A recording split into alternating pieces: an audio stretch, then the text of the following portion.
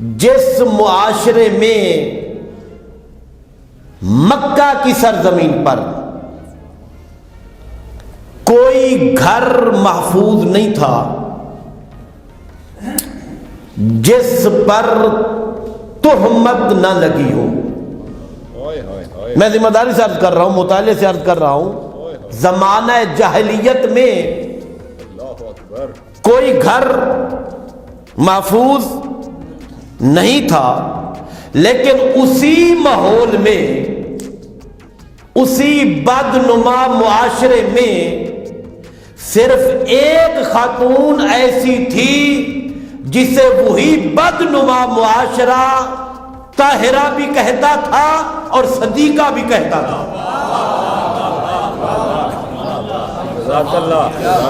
اور وہ کون تھی؟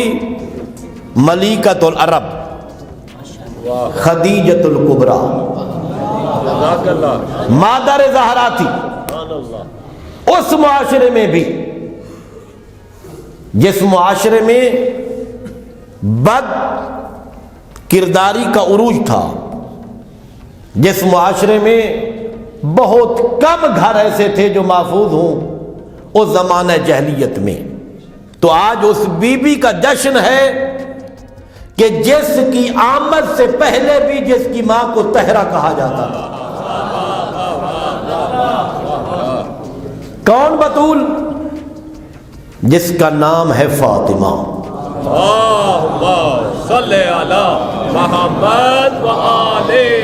نہیں، ایسی تھکی تھکی صلوات تو نہیں چاہیے.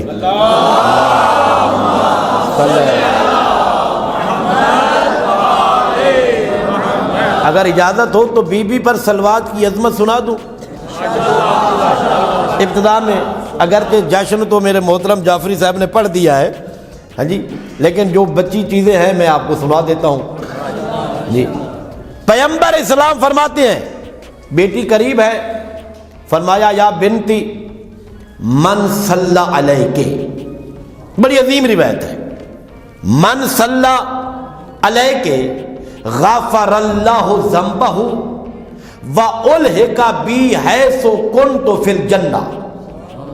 اپنی بیٹی سے کہتے ہیں، میری بیٹی جو بھی تجھ پر درود بھیجے گا اللہ اس کے گناہ بھی معاف کر دے گا، اور روز قیامت فرشتے اسے اٹھا کر وہاں لے آئیں گے جہاں میں جنت میں محمد بیٹھا ہوں گا.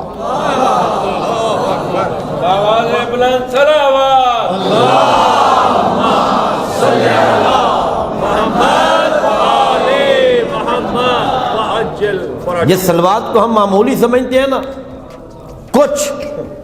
کچھ اجر ہوتے ہیں انسان محسوس کرتا ہے، پتہ چلتا ہے، لیکن کچھ اجر ایسے ہیں جو خدا کے ہاں ذخیرہ ہو جاتے ہیں،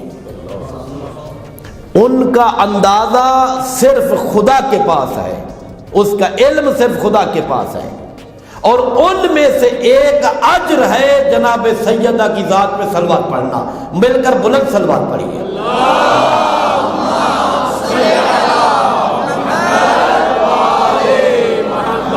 تو اللہ نے ہمیں شفیع روز جزا، خاتون جنت کی محبت عطا کی ہے.